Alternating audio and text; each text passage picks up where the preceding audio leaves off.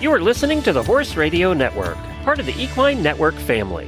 This is episode 266 of Horsemanship Radio, brought to you by HandsOnGloves, the all-in-one revolutionary bathing, grooming, and shedding gloves.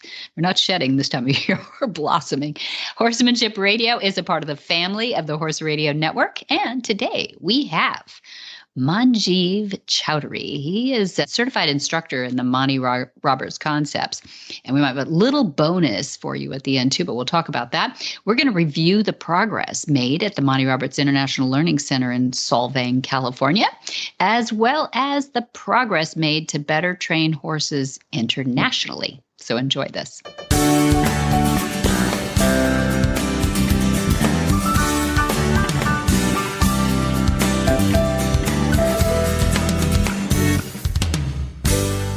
This is Debbie Laux, and you're listening to the Horsemanship Radio. Thanks for joining us. Horsemanship Radio airs on the 1st and the 15th of the month, and I have my producer, Jen, with me today. Hi, Jen. Greetings, Debbie. How are you? I'm good, Jen. How are you? I am doing great. It sounds like things are really hopping at the California Horse Center over there. They are. We're having so much fun. We have had such a different variety of horses through the classes in the last 4 months, and I thought it was time to kind of catch up on all the learning and all the creating and all the redesigning and everything that we've done.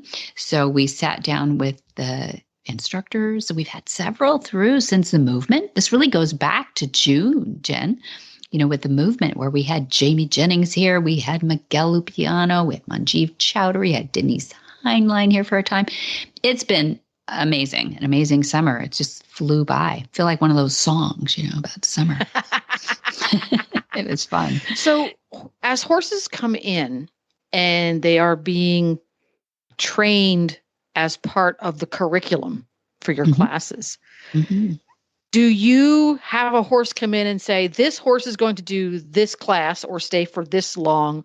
Or do the horses come in and what they're going to participate in, is that more fluid or is that all decided in advance? That's a great question, because sometimes, like, let's back up just like 2 weeks ago, we had a Monty special training and we had put out the altar call, 30 days ahead or so for any horses that might have any remedial issues. So we knew we were going to have 2 starters during that time.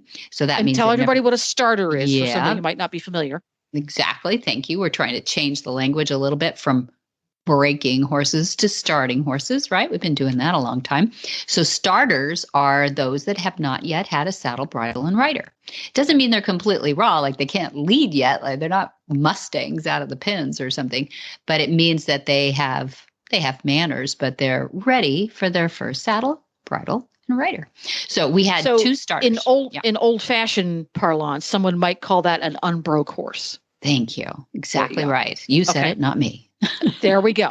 So it's an unstarted horse in modern terms. Okay. That's right. Thank you. I'd like to think that is like Grandpa used to say, broken, but unfortunately it's still kind of the term, right? Halter broken, broke to load, all those different terms are still in there, but think about it. Think before you say it, because it doesn't sound right, does it? Anyway, starters are really fun because they're like those teenagers, young adults that are, okay, it's ready to start my life in a job, and doing something with my life instead of just using the system, getting fed cute things. So it's those youngsters with the bright eyes that come through the round pen gate for the first time and go like, oh my gosh, why are all these carnivores? I mean, people standing up on the edge of the round pen watching me, so there's a lot of new stuff around them. So those are always really fun to just gradually say it's okay. People are okay. I mean, they already know people feed them and house them and move them around in trailers. They're probably all there, but they're not with their first rider up. And that's a new game for a flight animal, right? We were putting carnivores up on their backs. That's crazy. Horses won't allow that, will they? Yeah, they're really generous and really wonderful that way. There we go. So today's show, all about chit-chatting with Manjeev, who has been there for the whole summer now, hasn't he? 4 months. That's right. 4 months. and the progress that has been made and the many classes that he's been teaching. But before we get to Manjeev's chat, we are going to hear from our title sponsor, Hands On Gloves, a hands-on item you can use to not only make your horse shine more, but, give you some good special bonding time too. And then we're going to come back with Manjeev. Jay Michelson grew up bathing and grooming horses and dogs. Raised in Texas, he always wondered why his family couldn't find a better way than the old hard-to-hold curry combs or bathing mitts that never fit and the shedding blades that literally rip the animal's hair right out. Well, fast forward 20 years, and Jay had an idea. Frustrated by the old products still not improving after 20 years, he spent more than 4 years and several $100,000 developing hands-on gloves, quickly realizing that the reason a quality, comparable grooming product had never been developed, they were really difficult to make right. But he did it. Hands-On reaches far beyond the traditional curry combs, mitts, and shedders out there on the market.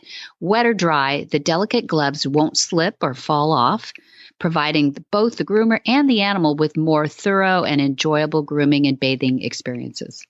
Constructed from durable, hypoallergenic, surgical-grade material, these lightweight gloves come in 5 sizes with extremely soft nodules on the fingers and palms. Trust me, hands-on gloves are the best of all the ways out there to groom your horses, dogs, and cats. Put them on your gift list, too.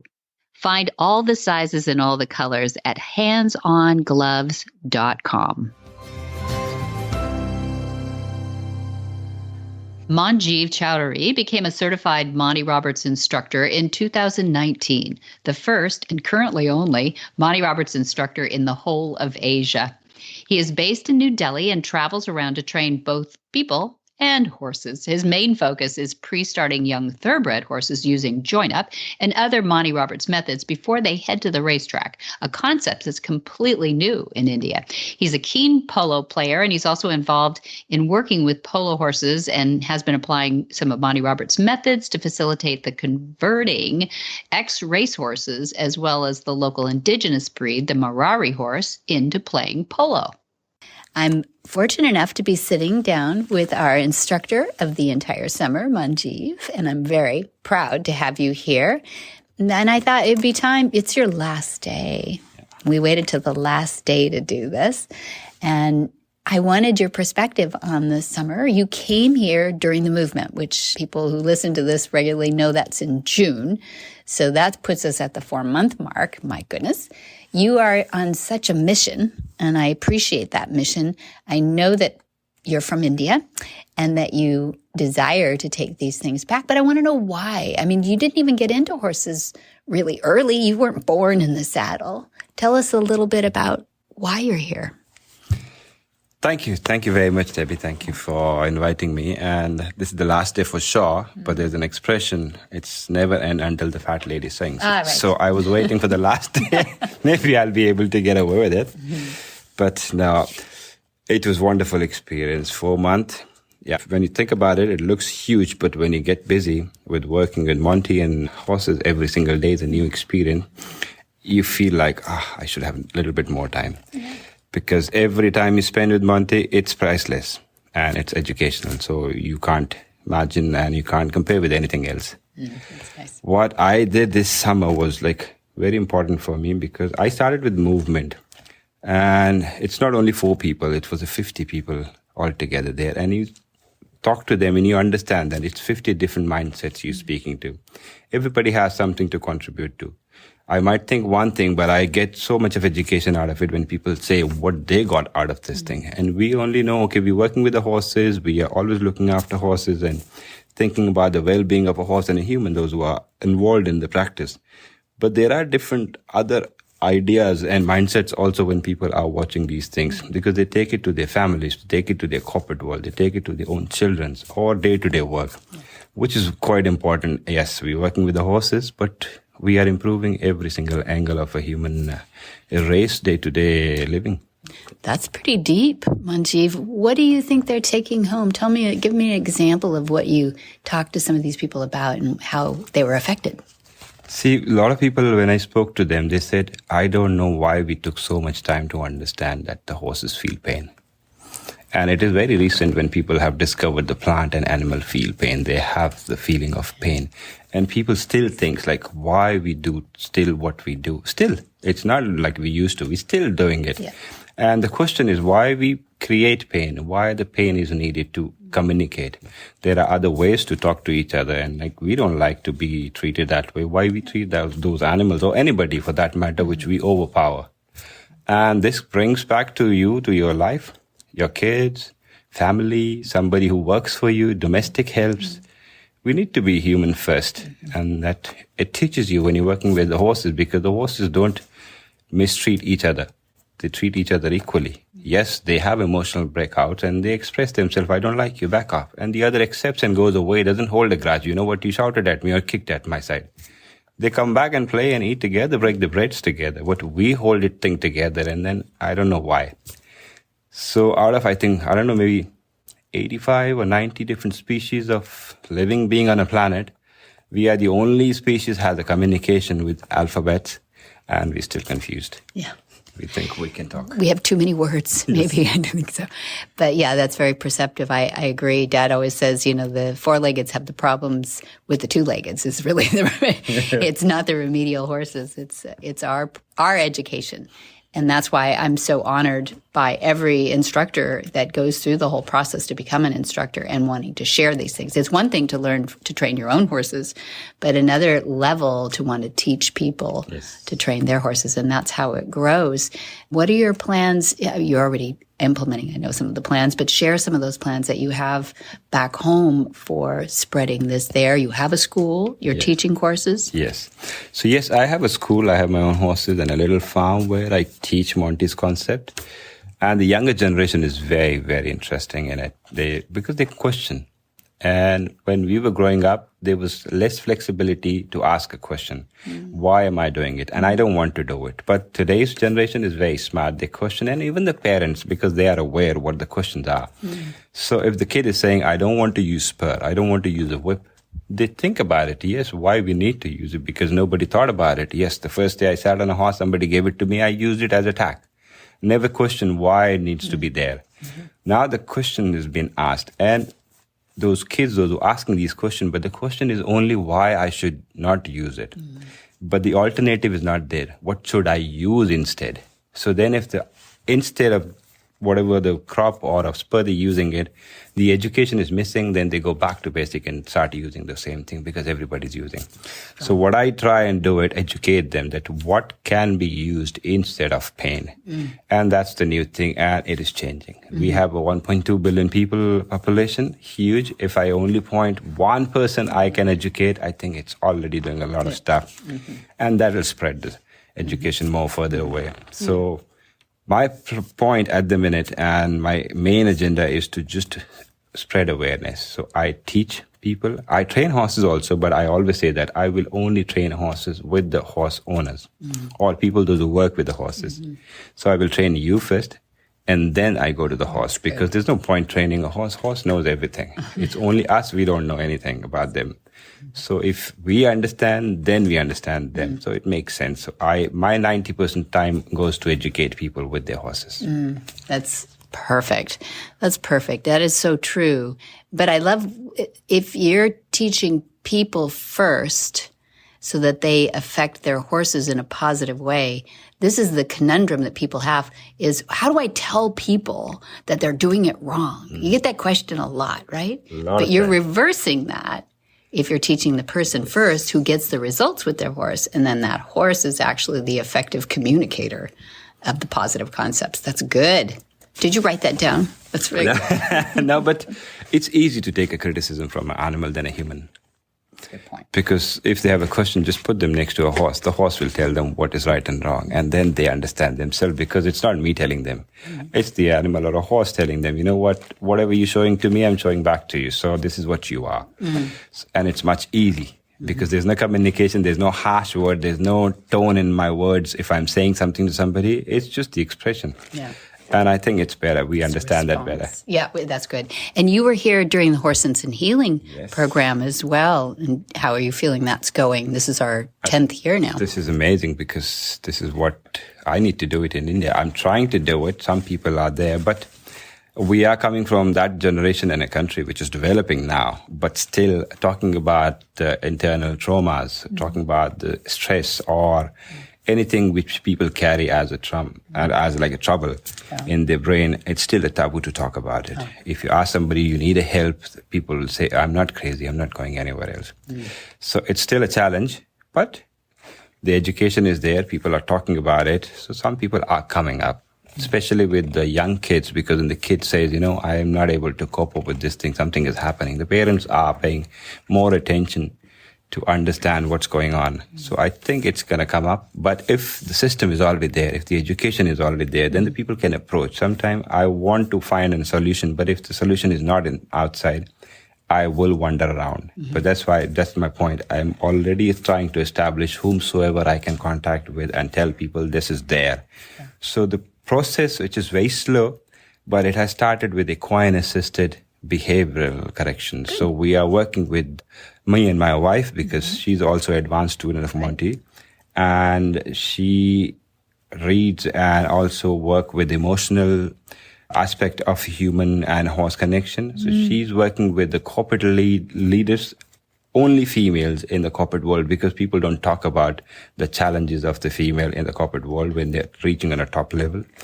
They have their challenges in their life, but they haven't not been shared or spoken about. But with the horses and all those things, you bring it together, you can see there are so many things which needs help. So that's one basic thing which we are doing at the minute. But slowly, I hope people will open up and seek horse help, because that's the best they can get. It is. And it always ends up having the horse in a healthier position too, because you value the horse more. Yes. And I really think this is going to help horses in the future too. I'm so glad that you were involved also in the Gentling Wild Horse course too. Yes, I think this is the much needed thing, because that's the one thing how the nature of the horse is. Because most of the time we have horses, those who are born in a domestic environment, and they have some kind of involvement from a human. So their behavior or characteristic has a bit of a involvement of our day-to-day upbringing. But when you work with the untouched wild Mustangs, first of all, you cannot work anywhere else. America is the only place, and this flag is up farm. We have the facility where we work safely and educate people safely. Where the horses are safe, people are safe. Yeah. But it teaches you so much about, if you have to have the horse who's not been handled or touched before, how can you work around them? And it teaches you about yourself, because we don't know how to behave around a horse those are that sensitive. We always have a horse which has been handled, as I said, so we don't know exactly what is the true nature of the horse. And when you work with the true nature of a horse, it will evolve your nature too also, because then about, I do certain things without me being realizing it or what I'm doing it. But when you work with these horses, they will let you know every single movement of your own body, which you don't think in day-to-day work. What's an example of that? Because other people are probably thinking, could I be better with my horse? Yeah, I think the first and foremost thing is take the time. We don't have that patience anymore. With these horses, you need patience. You need a lot of deep breathing. You need control over your emotions when you're around them. And then the brain comes later, because first of all, the horses will not see your brain. They will see your muscle, your body, your activities. And that will be only in control when you are calm. They teach you calmness. They teach you about awareness of your own breath. They teach you about how to wait for certain thing, and the things will take time. But you go in a certain way, keep progressing. Consistency is the most important thing in that. I would say it's the only key for the success. If you have to have a relationship with the Mustangs, you need to have a consistent activity with them, or the plan whenever you're working with them. But with the patience, with the time, with your activity, your breathing, everything is a key element to all these exercises. Absolutely. One of the things that I think has been so interesting is during the movement, during day-to-day here this summer, we've had a few instructors come and go. And you guys have this, even though you can be really different in personalities and backgrounds and all these things, you have a thread that is so interesting for wanting to know more about the equine equus caballus, about horses. What do you think that thread is? What is it that attracts people to this education? I think first of all is Monty. Because I don't think so anybody else asked for why not violence. He's the only one, why there's a violence. So that's the most important thing, and create curiosity, why nobody else has asked the question and did anything about it. There are so many good horse trainers around the world, but why they have not asked these things. There are beautiful horsemanship, and we always encourage everybody's work when it is in favor of animal or a horse. But that is the first and foremost important thing. Why he's the only one and what quality is he.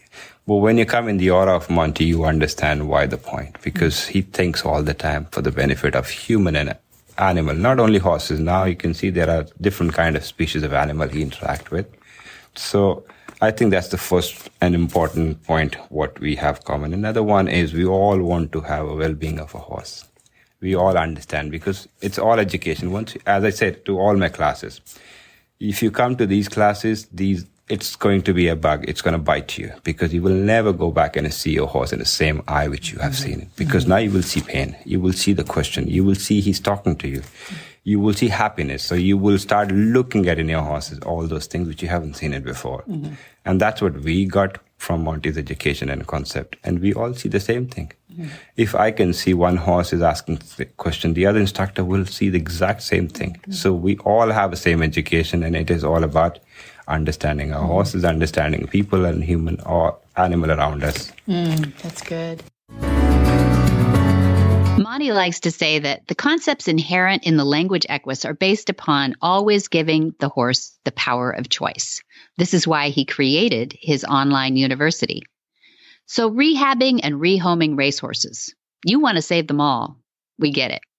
You will love this series with Monty and Jamie Jennings, host of Horses in the Morning and a certified Monty Roberts instructor out of Oklahoma. They work together on retraining ex-racehorses or off-the-track thoroughbreds for new purposeful careers.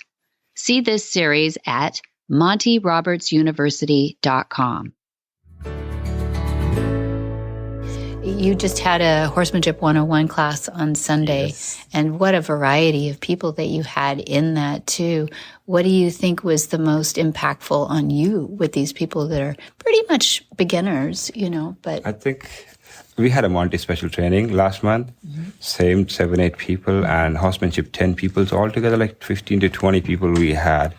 And 60% people are fresh to the horse industry. And now the impact you can see after maybe 5 days or 1 day, they all want to come back and do the introductory course because they want to understand more. All they said is, why I did not see these things before and why people do what we do. And then I want to learn more about it, not because I want to train horses. I want to be a better human being. Because we see equine-assisted therapies, studies, or team building, corporate leadership programs are all across the world, and it is developing in day to day because horses are developing world leaders today. Why? Because they teach you about yourself, and the leader need to know about himself first. And horse will not follow you if you do not have those qualities. So it is personal development too. So everybody wants to be a part of that. And in these classes, I see people are evolving in a day. They come in the morning and they don't want to touch a horse. By the end of the day, they just don't want to leave the pasture. It's awesome. So I thought I was the one who started without any experience, but I had 15 days to work around horses, so I developed some. But in 1 day now, you can see if you just teach them right thing and you let them know like what to see in a horse or any animal for that matter, who's prey and who wants to be just live in peace, what you need to see. And this brings them empathy. And it's not only for the horses or when they come here. I think if they spend a day with us, they go back and they're a better person already. They go back home, they don't say any strong words to their own kids. They treat their dogs and cats better.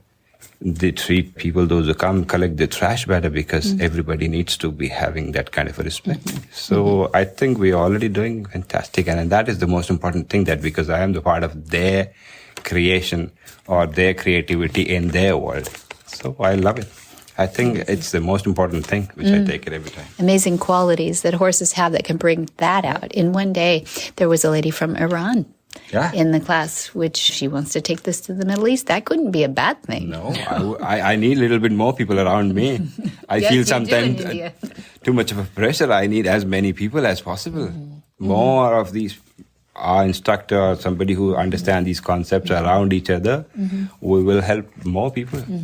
Yeah, absolutely. So sometimes people ask me, oh, I feel so bad that I look back on how I handled the horse, because the instructor told me to hit him harder, or I feel bad that I hit a horse ever, or didn't treat a horse the way.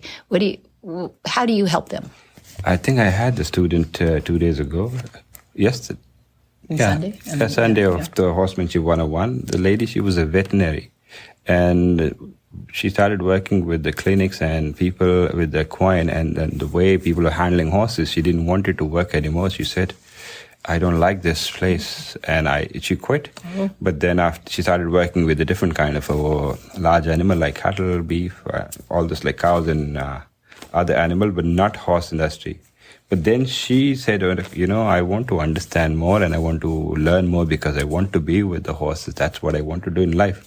So I always say that to such people. It's very easy to just take a blind eye or close the eye and go away and say, you know what, I'm not watching this, so I'm not a part of it.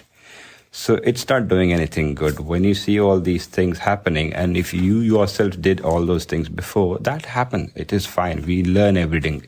We live and we learn. That's what I always say, that just keep living and keep learning everything new. Whatever you have done, make it as a lesson to yourself. You know what, that was something which I did, but I don't want to do anymore. But what I should be doing, that's what I always say that. So if they take a time to educate themselves, you know what, that industry was not good. I didn't want to be part of it, but I want to educate myself to make that industry better so that anything I do, I make it better more. How can I contribute to help these things to go better? So that's what I say. If you have used whip or something because your instructor said that, you did it. You didn't do it yourself, but that was the only education. So I always say, education is the only key to anything. If you have to change anything, just educate yourself. Probably people, those who are asking you to do certain things, they don't mean bad, but their education is limited. That's what they learned and that's what they use. So now if you have a better education, as Monty says, give me the better way, it'll be my way. Yeah. So if you're getting educated, you understand better way, just use the new one. Don't regret what's been done, but always plan what I can do better every single day. Absolutely. Absolutely. And horses are so forgiving anyway. I think one of the exciting things that you're going to be a part of this in 2025, as we speak here now, are the intermediate courses that the instructors have all gotten together. There was a big meeting in April, and the instructor said, we really need more practice. We need better horsemen, right? And women. Yeah. We need more practice, and we need more offerings because you can really drill down on these. Obviously, these are deep concepts we've been discussing today. And so I'm excited about the intermediate courses, but you got some more insight than I do. Tell me about those.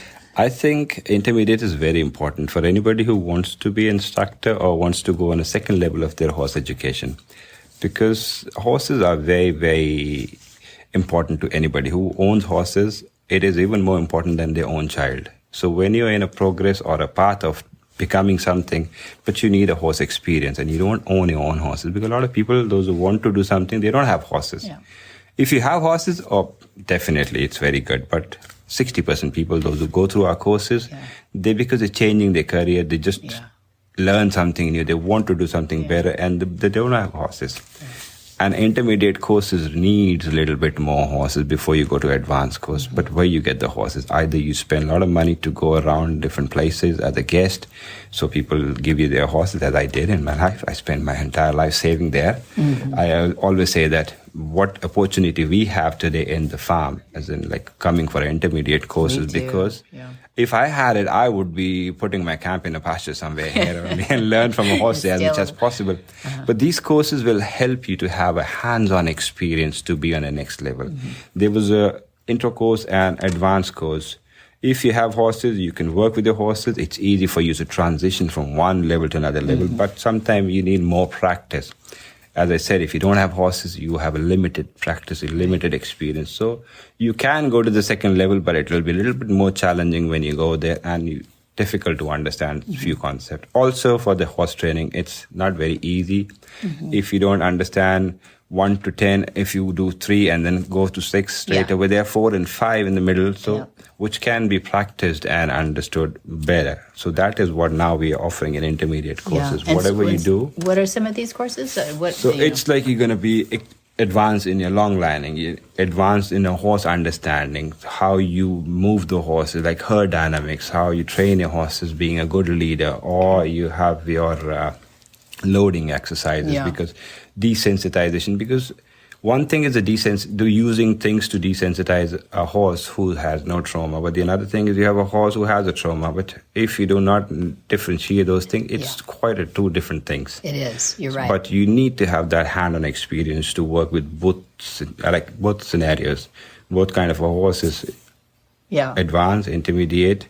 So because in the intro course, you are requested not to work with remedial horses, right? You want the foundation in there solid with some nice quiet horses 100%. To begin with.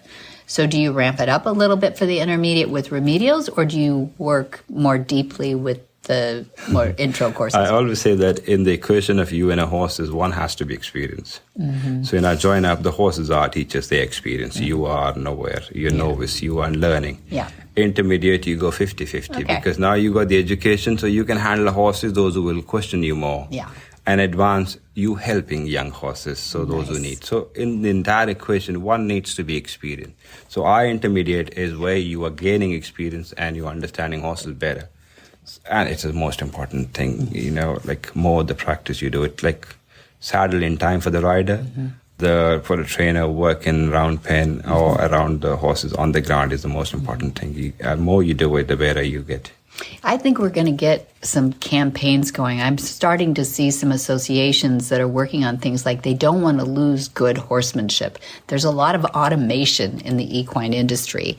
And I saw a post today on the world of show jumping and an influencer there, a very good performer in competition of world of show jumping, saying, goodness, we really need to get to some roots here. We need to get our kids in more practice working with more horses, just more, dirty hands is what we need.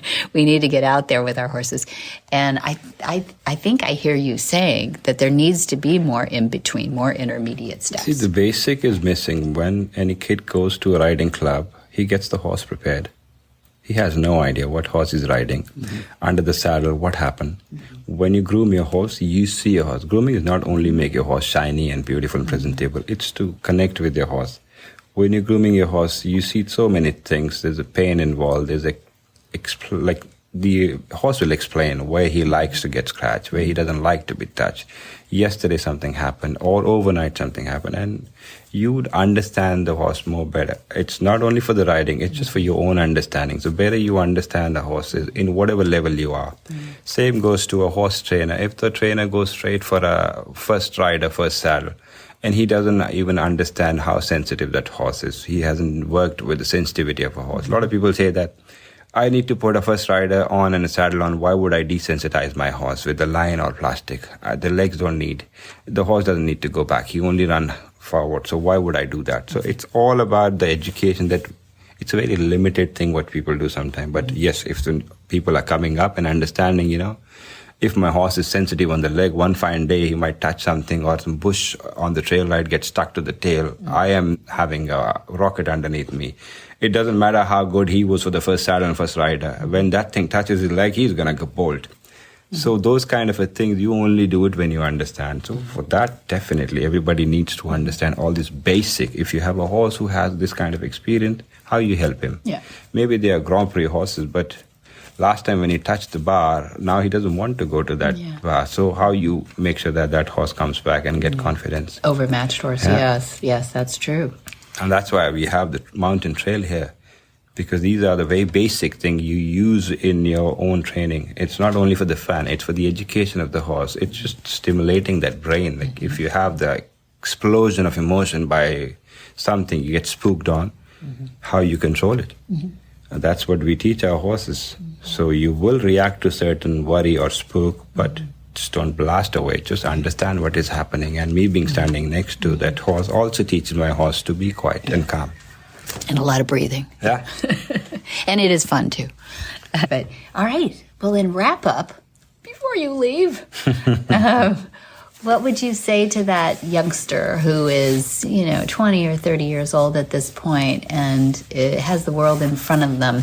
Are horses a good place to stay? Is it a good industry to raise your kids up in? Is it, what's the future here? I think if you have to give any addiction, give horse. Okay, that's a good addiction. It's a better addiction than anything else because it teaches your horse, not only a 20-year-old kid, I would say 5 to even anybody who can be around horses.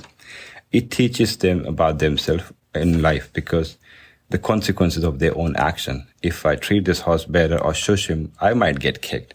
So that's already developing thought that, okay, this is the consequences of my own action, what I do. So with you teaching your kid, be empathized to that animal, be nice, generous to the person next to you, be a good human being, don't use violence, responsible for your action. If you have a horse, you're responsible for somebody's well-being. It's your responsibility. You can't just abandon him in the pasture or leave it out. So a 20-year-old kid learns even much more. They have more understanding better than any kid. But yes, I would say it's a fantastic place to be. And it's not only horses. It teaches you about all across whatever you do in your life. So having a horse, it's a very good thing. I don't say just go for a polo or breeding in a big pasture, a lot of horses. But if you have 1 horse, 2 horses, you want to be around horses, why not? Why not? It's a therapy you invest in yourself. Mm-hmm. Yeah. I don't know if Willie Nelson will agree with this, but mamas, let your kids grow up and be cowboys or anything they want to be, right? Yeah. Cowboys with hats with the helmet inside. Well, that's a good idea. I've seen those hats with the helmet inside. Why not? They're getting there, Mom and Dad, so get them a helmet. Thank you, Manjeev. Thanks for being on Horsemanship Radio, and thanks for all your help this weekend. It's a pleasure. Whisper the language of the herd. Listen, you don't have to say a word. It's time for Jamie Jennings to fetch an email from Monty Roberts' inbox and share a morsel of Monty's wisdom in a little segment we like to call Ask Monty. Leave this world a better place and learn the magic in the language of the herd. Dear Monty, how do you respond to being called controversial? Monty's answer. Probably most often the first thing I do is smile. The reason for the smile is that I consider myself utterly non-controversial. It seems to me that if the practitioner of a particular discipline brings findings to the table, and these findings are new, then they can be argued by 2 distinctly different means. One is academic and the other is practical. It seems very difficult to me to classify as controversial something that the founder has been actually demonstrating for decades. I don't ask people to accept my concepts because I explain them in a certain way, nor do I request acceptance without extensive trial. I have now been demonstrating my findings to the public for more than 25 years. I suppose I could have asked the public to accept my principles over those 25 plus years with just 5 or 10 horses as examples. The fact is, however, I have offered in open public forum demonstrations of my work with more than 10,000 horses in over 24 countries.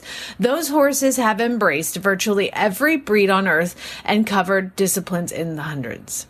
If you study history in general, it becomes clear that when new ideas emerge, virtually all are considered controversial by many until reasonably proven. The status quo is nearly an immovable object, and in fact, as an academic, I am totally in favor of that. New ideas should have to jump through all reasonable hoops, lest we follow bad ideas down counterproductive paths. There are plenty of examples of the public having accepted unproven concepts only to be negatively effective.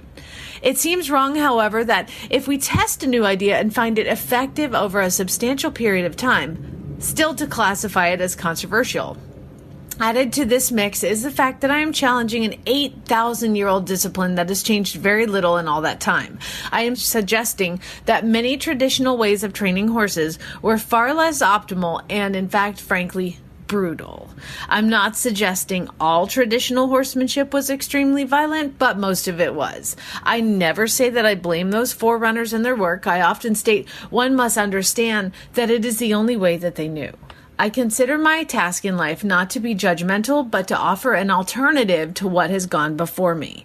No one on the face of the earth can truthfully say that I have tried to force him or her to work with their horses by my methods. That would go against the very core of my principles.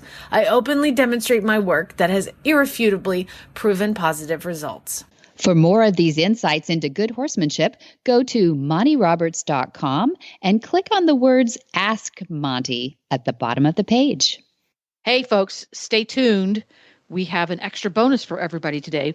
Debbie spoke with Manjeev at the very end of last year and had a really fascinating interview with him. So we thought we'd toss that into the end of this show. And wasn't he chatting with Monty at the same time? He or was that is, just him? yes. And it's a really fascinating chit chat between Monty. You know what? We were sitting around after dinner and I turned my recorder on. So it was really cool. It's really nice. I love it. So stay tuned for that. That's going to be all the way at the end of the show. You have to stay tuned until after the closing music. So only people who are listening carefully are going to know it's there. That's right. And enjoy that little bonus feature for you. Where in the world is Monty Roberts? Monty is looking forward to meeting some new friends, two-legged and four-legged. What's left of 2024? We have in December 9 through 21, the introductory course of horsemanship. And that's important because it's the last introductory course of horsemanship in this format. It's the old-fashioned format of 2 weeks long. We also do break it into modular formatting. But starting in 2025, we're about to post all the new dates coming up on the website, but they're not there yet because we're still rearranging a little bit. But there will be, after December, there will be 6 modules as opposed to 4 modules. So I'm going to have to explain that in a future podcast. But anyway, for right now, we're focused on December 9 through 21, the introductory course of horsemanship. There we go. And if you want to find out more about the introductory course of horsemanship or any other course, you can go to MontyRoberts.com. All the information is there. Or you can call the fine folks at Flag Is Up Farms at 805-688-6288. Can't remember that phone number because you're busy cleaning a stall or pulling a mane? It's okay. Go to MontyRoberts.com and the phone number's there too. Right. It is always. It's always there. You're so thorough that way. For details about today's show, you can go to horsemanshipradio.com. The only thing you're going to find there is the podcast, thus horsemanshipradio.com. And you're going to find links to today's guests and topics, as well as photos and more information. And we love you to interact with us via social media. And Monty's on them all. On Facebook, it's Monty Roberts, the one with the little blue check mark. On Twitter as well as Instagram, it's Monty_Roberts. Many thanks to our sponsors, too. We've got Jay Michelson at HandsOnGloves. We've got Monty Roberts at MontyRobertsUniversity.com. And all those people and all those teams behind there, we thank you for what you do to get the best equestrian products out there and to teach us in the best way. And be sure to visit all the other great shows, too, on the Horse Radio Network at www.horseradionetwork.com. Until next time, have many happy horse hours.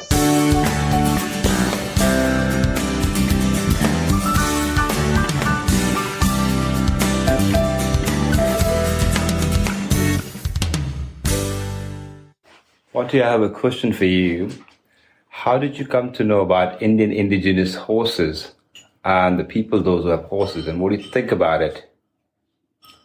What I think about it is it's a very unique place on the face of this earth. Not only good, unique, but some challenges too. When I was very young, I had a teacher say, you have to get a good education and move away from what your family has done before. And you should study behavioral sciences. So I studied behavioral sciences, not just behavior of horses, but behavior of people too, and other animals. So I went to 4 universities, and I have 2 doctorates in behavioral sciences. And India has been one of those distant places that capture your imagination, and you wonder why this, and you wonder why that. For instance, the Indian people brought horses into their country from Africa. In those early days, I learned in my lessons, And those horses went on up through, I would ask you, Mongolia, when you're in India, is it easy to get to Mongolia? No, not exactly, because we have the mountain range in the middle. That's why Mongolian could not come down to India. They just stayed on top of it and go towards Europe. Well, it makes sense that there's a challenge there because the Mongolian people took off north and up through Russia with one form of working with horses, while India seemed to be a pocket there of a different way to work with horses. And unfortunately, I haven't had very many Indian students in my classes. I think only 2. And maybe we've had 3,000 or 4,000 students. And I have almost 100 certified instructors. 1 Indian certified instructor, Manjeev. And I have another Indian graduate with me. He was with me 8 years before my school ever started. And his name is Satish Simar. He was born in Jaipur. His father farms big acreage. And he learned about horses faster than anybody I could ever imagine. And I took him in as foreman of my sales, that I was producing world champions everywhere. And he was one of the reasons my horses were doing as well as they were. He was quiet with his horses. He used his head and he did a good job. Satish Simar. I got him a job later, half a year in Kentucky with TaylorMade Farms. And he was their manager of the yearlings. And the yearlings were what they did to make money. They sold them in a yearling sale. And then half a year with me selling 2-year-olds. Oh, it was fantastic. And today we can sit here and say that Satish Simar is the winningest trainer ever in history in Dubai. I got him a job with Sheikh Mohammed bin Rashid Al Maktoum, and Sheikh Mohammed said he's the most fantastic guy with horses I've seen with the yearlings in Kentucky, and I want to sit down with him and I want to give him a job. Well, that was wonderful. I didn't want to keep him just for being selfish. So I sent Satish Simar to Sheikh Mohammed, and he said, I give you $25,000 or $30,000 a year, and I give you a new car every time you win a race. And they don't have highways. At that time, they didn't have any highways in Dubai. And so he won races, and the cars just stayed with the guy and they sent him the money that the car was worth. So Satish Simar has been one of my very, very good students over the years. And really, in that way, he was with me 8 years. You came and took my courses. And for that, I can even be more proud because my courses produced a young Indian boy, Manjeev. Say your whole name. Manjeev Chaudhary. Okay. I'll just say Manjeev. Yes. And I just finished, 5 courses or something. Yeah, I think more than that. 6 courses? Yeah. Just finished 6 courses here with Manjeev teaching them. And I have to tell you, there has never been an instructor get more compliments than Manjeev got from these students.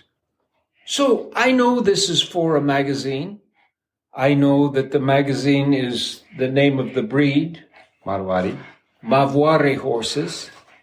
My wife has a sculpture that she did for Satish Simar, Marwari horses, Yes. because Satish Simar breeds Yes. Marwari horses in India while he worked for Sheikh Mohammed. And now he's retired as a trainer, and he only goes to sales to recommend horses for people.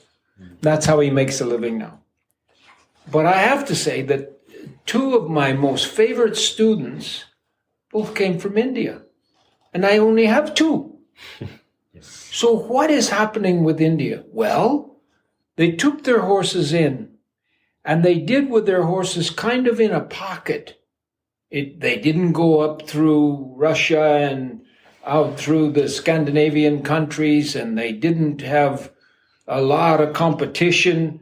They have their horses because they love their horses. And they breed the horses for what they love to see. And these horses that came with their ears really close together like that apparently caught their attention. And that's the Marwari horse. And Satish loves his Marwari horses. And they're a little bit showing Arabian tendencies. Yes. And they're a little bit showing thoroughbred tendencies. But they are an unusual horse all on their own. Yes. They're significantly different from any other breed. Not just in the looks of them, but in the way they think as well.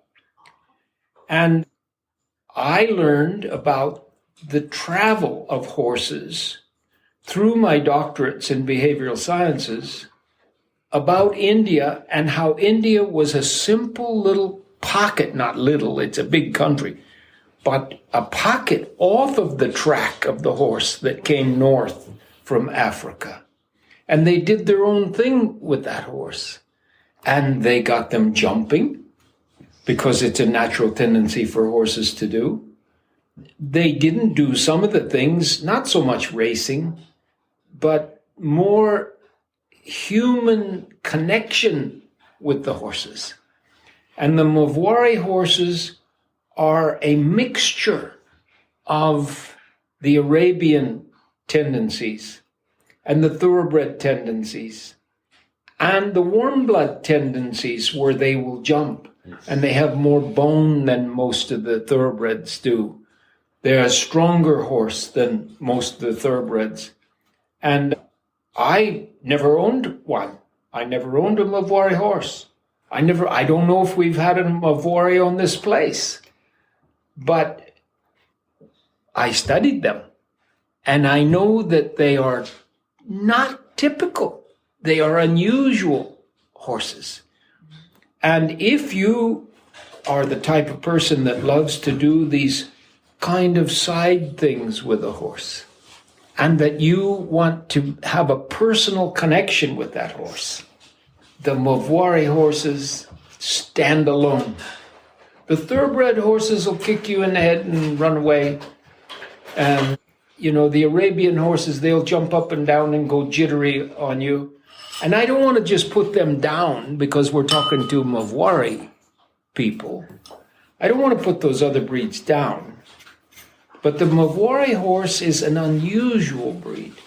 And when you like them, you love them. And I can see that from the outside, never having owned one at all. But I have studied every breed of horses. One of the things that Queen Elizabeth II did for me was the first thing she gave me 23 thoroughbreds and warm bloods. 23 untouched horses. She wanted to watch them take their first saddle and their first rider. And when there was criticism, and they said, oh, it's a trick, people said, really? So she said, go get some of those big drum horses. They carry the big kettle drums. Yes. And they generally get bred in Holland or somewhere like that, especially for the royal family. It's unbelievable. If it has 4 legs and it whinnies, I'm in love with it. I love horses. And when they brought me one of these big drum horses, they brought him to me because they thought he was chasing the people out of the round pen with anger. And they thought, well, this'll fix him, And so I took him in the round pen, and when he came at me, I pitched a line at him and he ran away. And then I said, go on, run some more. And he ran some more, and pretty soon he said, this running away thing is not so good. Maybe I'll get acquainted with him. So I started to rub this horse. And I think it was less than 30 minutes that I had a saddle and a rider on this big horse, weighs a ton. And the critics, they started to run away. And the queen said, claps like that in her hands. And she said, no. You said it was a trick. So you come and watch this. This is my horse. This horse has never had a saddle on before. And I know this. And the queen was my greatest backing, supporter. So she sent me all over the world. And one of the breeds that I've not had very many of in the round pen, but they've been very interesting, is the Marwari horse. And 2 students, 100% of all the students that came to me from India are now at the top of the list of graduates from my courses. How does that happen? Well, I'll tell you how it happens. It happens because of the love of the horse. And that in my genre, in my way of working, violence is out. And while there are people still in India that would be violent with a horse, it's not everybody. And most people love their horses. And the people that are violent with the horses, they're only doing what people did that brought the horses there. And they saw the traditional training of horses, which is to take them over and force them to do what you're going to do. But the really good Indian trainers, they're not vicious and forceful. Satish Simar was very quiet with his horses, and I brought him right here to my farm, and I brought him yearlings, and then they were going to be sold in the 2-year-old sale. And he would go down there, and every one of those babies, if they had some little problem, the vet comes in, they're quiet, they're nice, they never were angry about anybody. And the record is there in how many we sold. But in one owner in Germany, thoroughbred racing horses, Andreas Jacobs, but Walter Jacobs was his grandfather. And I went to work for Walter Jacobs because of a horse called Lomitas. And Lomitas was scheduled to be put down because he was trying to kill people at the starting gate. And I met him and I worked with him. And 10 days after I met him, he raced and he won. And he and a daughter that I bought for them, in 3 generations, they've earned $52 million. And in 26 years, I have produced 54 champions of their category. So we're not sitting here talking about somebody that just has an opinion about Marwari horses. In the Marwari breed, there's some horses that are probably just normal horses. And then there's some in there that are fantastic horses that can jump 6'6" and will do this and will do that. Willing horses that really try for you. Yeah, their ears touch at the top. That's just another little thing about them. But you're talking to someone that's been to India, and I've seen some things happen in India that I didn't like at all. And I've seen a lot of things in India that I loved. And most of that was that they love their animals. All the animals, not just horses. The cattle and the sheep and the goats and everything in India is loved by human beings more than most countries. You have to admit it. Yes, it sits off to the side. And it's not in the travel pattern where they catch everybody's opinions going through and change so fast. They haven't changed. They've stayed pretty much the way they were hundreds of years ago. And that's a disadvantage for India because obviously we're all trying to improve our training. And so if you're living in an area where people are going through, then they learn how to improve. And in India, those kids grow up doing just what the generation before did. So when I get two young men come to my courses and they turn out to be two of the best that I've produced, it must be that they're open to suggestions, and then they try things, and then it works, and they add to it. I am a fan of India. I'm a fan of the Marwari horse and all animals in India. And yes, I would love to go to India more times. And I would love to talk to them about how they handle horses at the sales and things like that, where I think I could improve the general thinking of horses in India. But Satish Simar doesn't go back to India very much, and he has done so well in Dubai that he just keeps doing well. And I don't know, Manjeev, about you, but I would love to support you somehow in India, where you could broaden the things that I've learned about horses and cause India to start to change. What was the last experience when you went to India, and how do you think that we can improve a little bit more from there? Well, the last experience I had when I was there, they took me all over India. But primarily I went there and I stayed in a nice big hotel. What's the biggest city? New Delhi? I was in New Delhi, in a nice big hotel, and they served nice food and everything. But I saw poor people. I saw poor people on the streets, and I saw poor animals on the streets. So the dollars and cents, the business area of India needs a lot of help. I'm not a corporate executive or anything like that. But what I would love to see is to stop letting the animals just roam around in the streets and on the roads.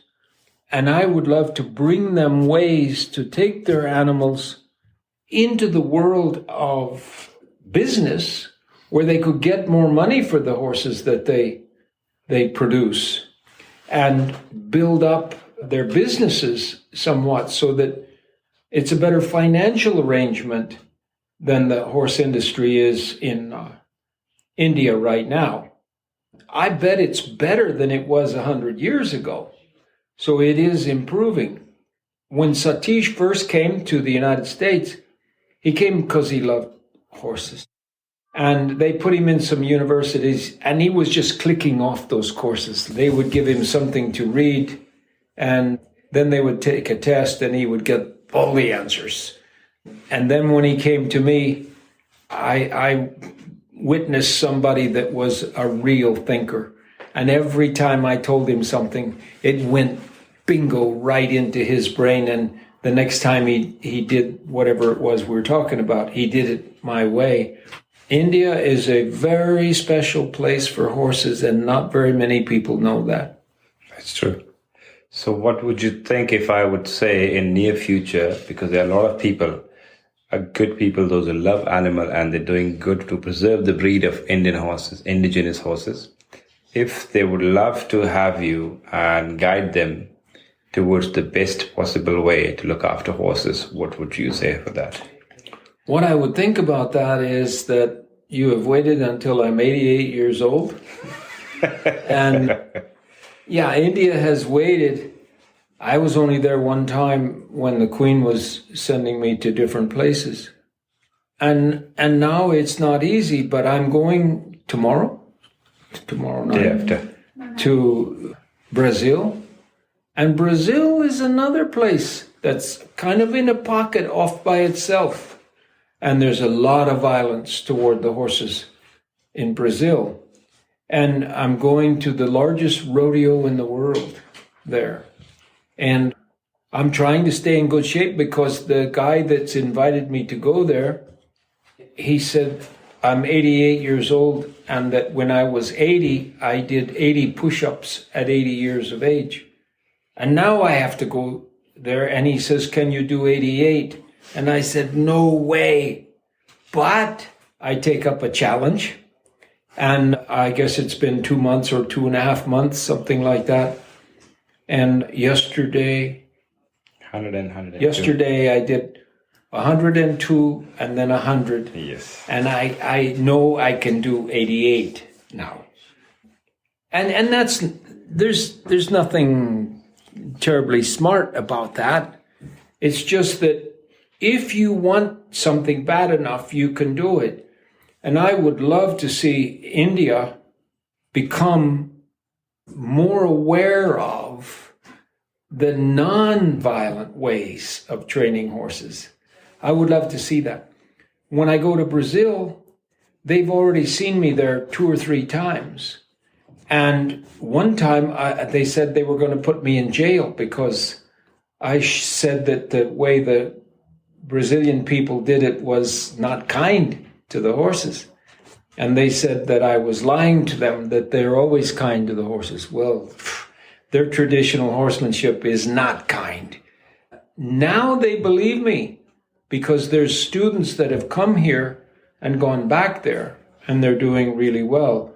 We have one instructor from Germany, a lady instructor from Germany, that's going down there at the same time, and she does demonstrations off on the side of my concepts. And I personally feel like most of the people that are dealing with horses at the higher levels in Brazil now say, you know, Monty Roberts has got something to offer us. So they're taking me down there and they tell me that 40,000 people are going to see me while I'm there. And I can't begin to tell you how good that makes me feel at 88 years of age, that I can still put my concepts out there and have people take them up. And my goal in life is to leave the world a better place than I found it, for horses and for people too. And what better way than to have 40,000 people see me work with horses and then see that it works and maybe go a little less violent with the way they've been training. So Brazil and India have a lot in common. Wouldn't it be nice if the Marwari business head group of people, committee, would send promising young Indians to our school and go through these courses that you went through? If they would come out like you and Satish Simar, it would change India overnight. If I had 50 of them instead of 2 of them, they could make a huge difference in how horses are treated in India if they did that. I'm sure, I think once we start putting these educational information out, I'm sure this Marwari Horse Association and Marwari Souvenir magazine will definitely help us to put the word out, and more people would be keen to come and join the league. Okay, well, I just can't begin to tell you what a pleasure it's been that you're here to teach the courses that you taught. And I've not had any instructor get the kind of compliments that you've had. Thank you very much, Monty. Thank you. I'm sure a lot of people will learn from this and try and come and take the courses here with us.